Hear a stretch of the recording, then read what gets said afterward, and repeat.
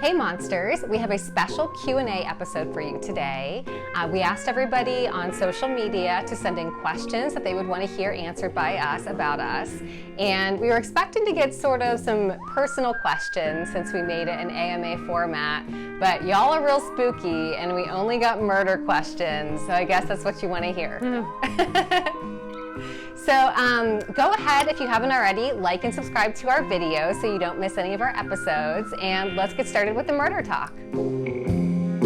Murder news. So Murder Up North on Twitter asked us, what motivated you to start your show? The best way I can answer that, I guess, is that it felt like the next, the logical next step for us. We kind of covered a lot of bases with creation of our website, murder.news, and then branching into the different social media. And we just didn't have video content that we were making ourselves, and we just want to do it all, I guess. Yeah, it's so true. This has been such a fun community for us to find ourselves in. And we had started off with our website, like Angelina said, and it just felt like the community needed to be bigger and like we needed to have more reasons for you all to join the cult that we want to start. And we figured the best way to talk you into joining this cult was to get right in front of the camera and ask you to donate land and baby goats. So Chris M on Facebook asked, what's one unsolved case you really wish was solved? For me, I would answer that one with Zodiac, I think, because that is sort of one of the higher profile cases that's been in the news for a long time, and it's felt like it's been close a couple times, and it still feels like they could solve it, but it's one of the ones from that era where they haven't closed that yet, and we just want to know what happens. It's such a good one, and I think we were all hoping that the guy that recently wrote the book and did the documentary about his dad potentially being the Zodiac, like, I know I was really hoping that we would get sort of a final answer on that, but it looks like it probably wasn't him, and maybe we'll never know. Like, do you think we'll ever know who the Zodiac was? I mean, I feel like yes. That's like why this one, it feels like we're like, I don't know, it feels like we've seen some vintage cases from that era closing, wrapping up, and being like, aha, that's what happened. And like, this is the one that just like feels like I don't know. I feel like we could have it. Yeah, fingers crossed. Well, Shannon W on Facebook asked, what would you consider must-reads for any true crime lover?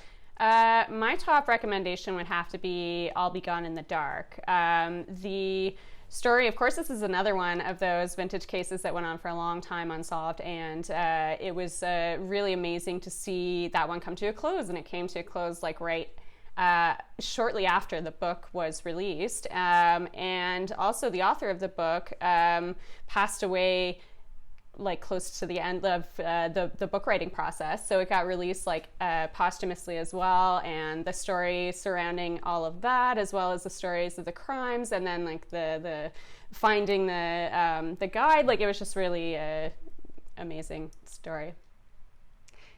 Yeah, and I guess we can always hold out hope for the Zodiac to be caught, because I don't think anybody thought that the Golden State Killer would ever be figured out. And how cool that in our lifetimes we got to hear about this case. And I know that I finished reading that book about a month before they arrested Joseph DeAngelo.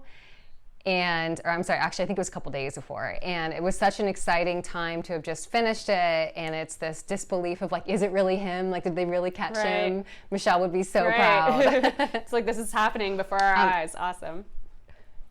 Yes, and I think for me, my top on my list right now is The Phantom Prince, which was written by Liz Kendall, who was Ted Bundy's ex-girlfriend, and I read so much about Ted Bundy. Like, The Stranger Beside Me was previously probably my favorite true crime book, which is still wonderful. But this one feels so much more personal, getting the vantage point from somebody who was manipulated by Ted, her daughter who was sexually and physically abused by Ted.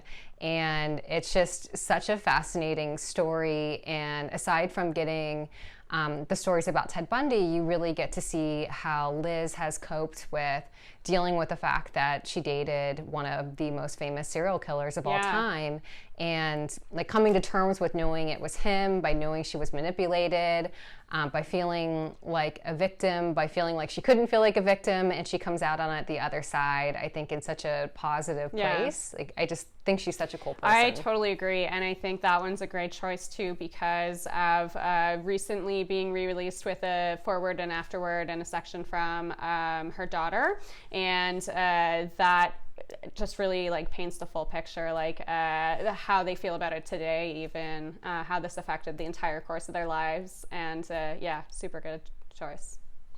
Yeah, and her daughter's section was written by Molly, her daughter, and Angelina and I actually listened to this book in the car on our drive back from seeing the Forensic Files 2 premiere in New York City back in February.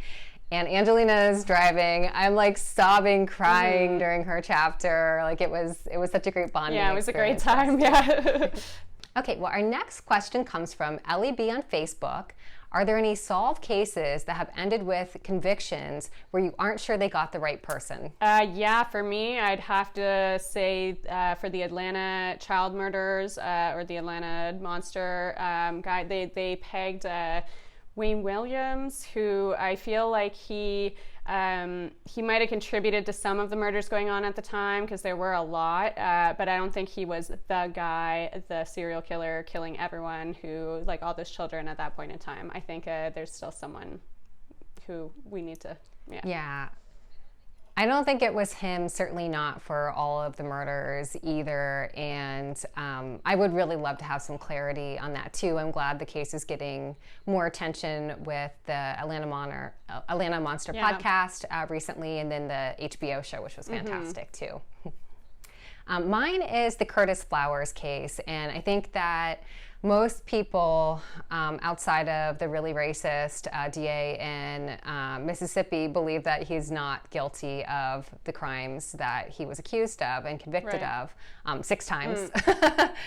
And the really great podcast that I'm always talking about, In the Dark, discusses the case in detail, and they sort of break down the flawed evidence, the witnesses that testified against Curtis, and how some of them were paid to give the testimony that they gave. There's a lot of really shady stuff that went along with his case, and I think he's absolutely innocent, and if you haven't already listened to Into the Dark, it's the best podcast I listened to last year. So our next question comes from Lucy R. on Facebook. What non-true crime thing are you obsessed with right now? Well, for me, it's kind of, it's weird times, so my obsessions take a particular track, which is stuff that I can fixate on at home by myself. So I'm really fixated on skincare, my skincare regimen, the Ordinary brand stuff, and just like watching Brooklyn Nine-Nine incessantly. Those are nice. Yeah. How about you?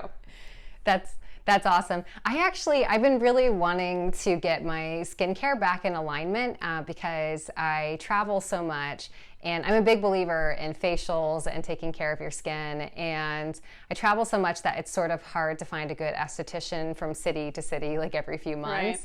And my skin is so bad right now. I was actually scheduled for like Botox and the full works like right before lockdown. And so I just ordered like $200 worth of products from Rhonda Allison, which I'm really excited about. Yeah, that's going to be a fun shipment. Yeah, I'm gonna try to like take 5 years off as my goal. I believe you can. I hope so. There's some amazing stuff out there. But for me, I wish I was doing something productive right now, but my big thing that I've been focused on is reality television. Nice.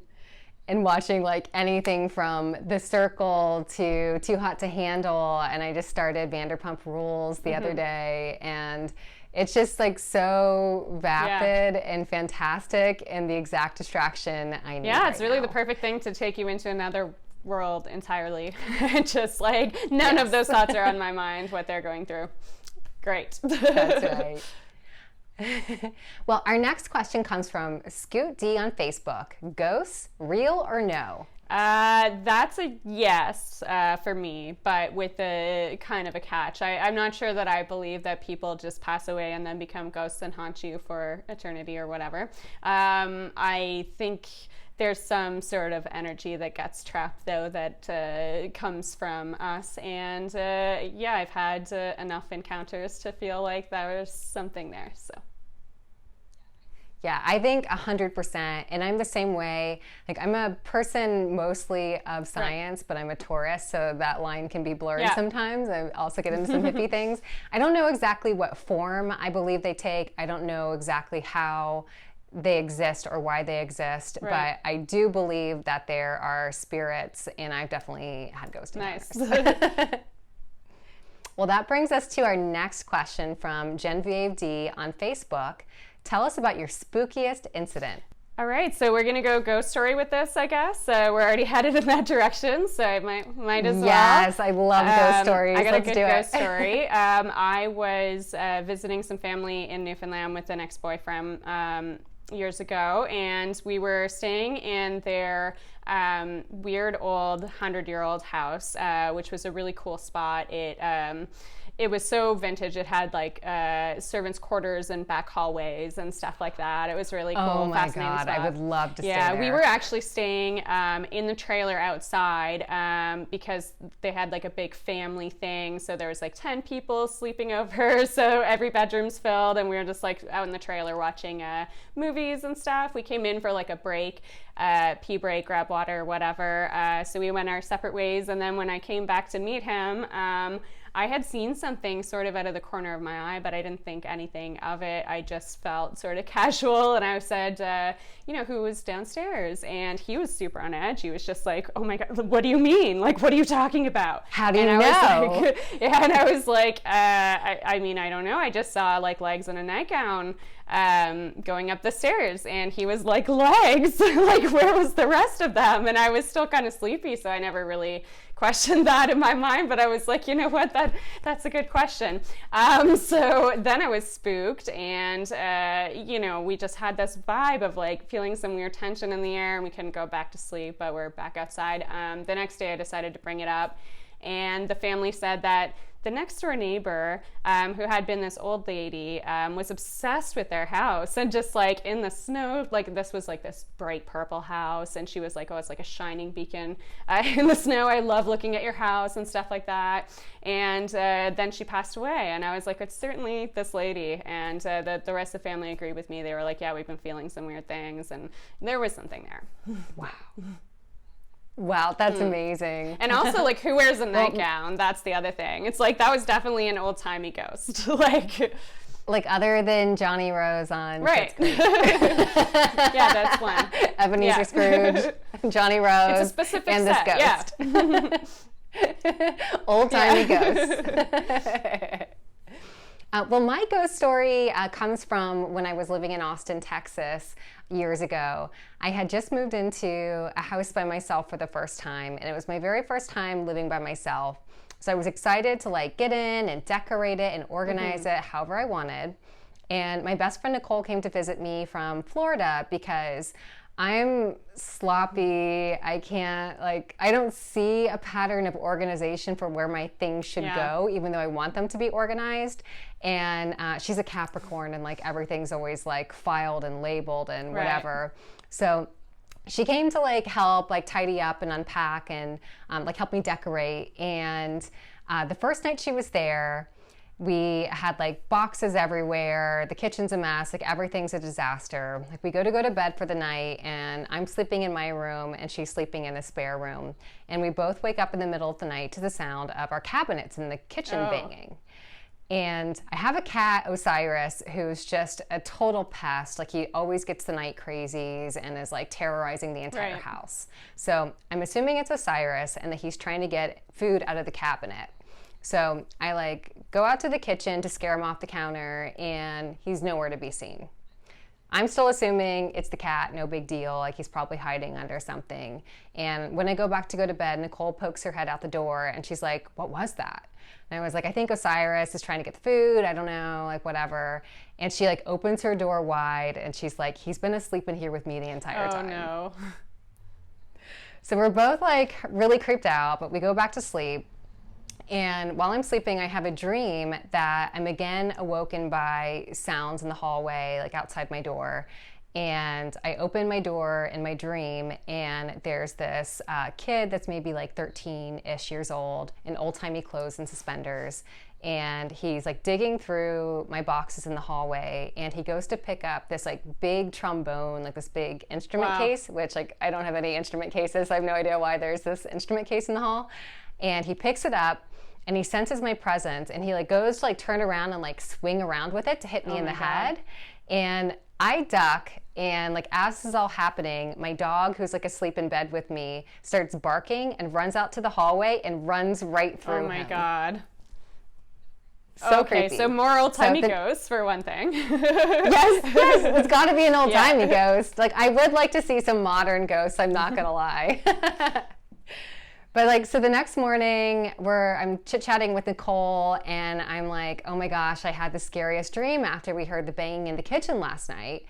And she's like, was it about like a 13-year-old kid that had like suspenders on or whatever, like digging around in our kitchen? And I'm like, what? Like we both had a dream about the same kid. And it's like, that was definitely our ghost. And I think he didn't like the disorganization in our house, because anytime I left the kitchen a mess, I would hear like noises in the night. So I think he just wanted us to tidy up a bit. You're like, this is why you're here, Nicole. Like, so we can appease this old-timey ghost. Like, right.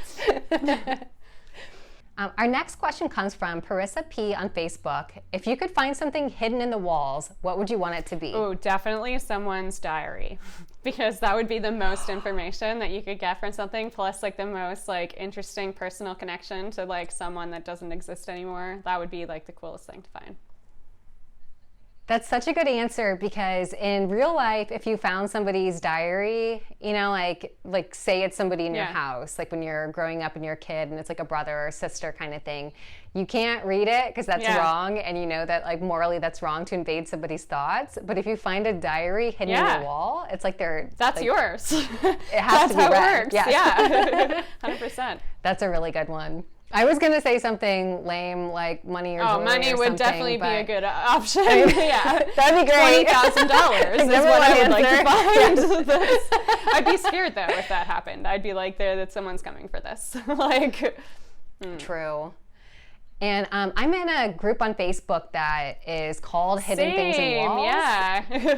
It's cool. And it's like and like you find all kinds of creepy things like clippings of hair, bones, and all sorts of weird stuff. And like I wouldn't want to find anything like that, but I did see once that somebody, when they were renovating their kitchen, they were pulling back the drywall, and there was like this old soft brick that they used to use for insulation.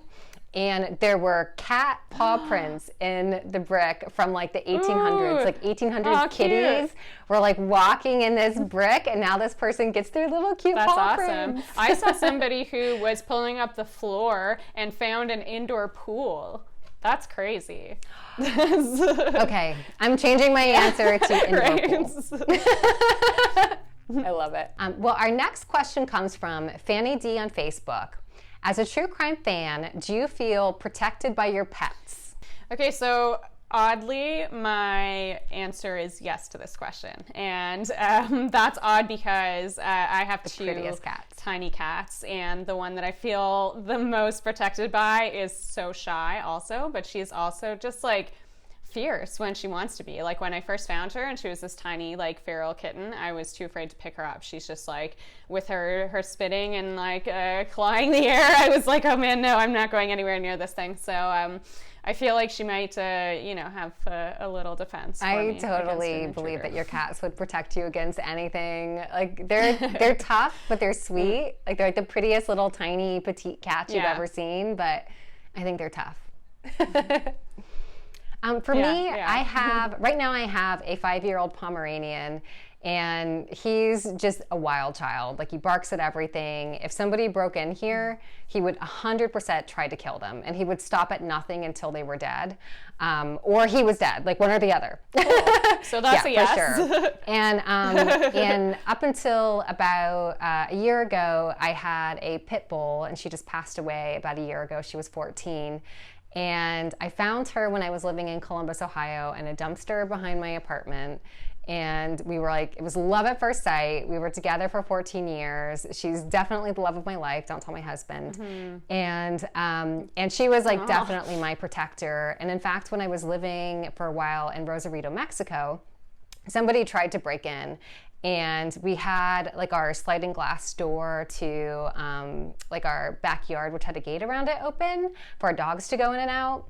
And we heard something like crash downstairs, like somebody had walked in, and like Penny Lane was like down the stairs in a second and chased them away. And like we found the broken thing, and like dirt was brought in. So like somebody had definitely walked in, but she chased them away because she's amazing. So she was definitely my protector. That's great. The best. That's awesome. Our next question comes from Evidence of a Crime Podcast on Twitter. Do you wish you'd started your YouTube sooner than you did? No, I don't think so. I think we're in a good flow where, I don't know, things I feel work out at the right time. And I feel like we're in the right, I don't know, we're good there. Yeah, this felt like the right time for me. And we've actually been talking about starting our YouTube for months and months and months. And it's interesting because we had some sort of like technical hurdles to get over. Like Angelina and I are both in Montreal right now, but my husband works in film, so I never know where I'm going to be when he's on set. And we wanted to make sure that this was consistent and that we had a weekly episode. Yeah. And so we were trying to figure out the best way to record separately together each week, if I might be in different time zones and such. And I think like we kind of just kept getting caught up in the details of that. And what we finally decided was during this quarantine that we're both stuck at home, let's find a way to make it work. Yeah. And now like everybody's having to do Zoom calls and find ways to make this work since people can't be together for talk shows and everything. Yeah. So it felt like the perfect time for us to get started since we now could overcome that technical hurdle. Yeah, and definitely it's a perfect time for people looking for stuff to watch. Yes. And thank you all for watching. Thanks everyone for tuning in. Once again, don't forget to subscribe, to like this video, to check out the rest of our stuff, and check us out on murdermurder.news for the latest in true crime. Murder, murder news.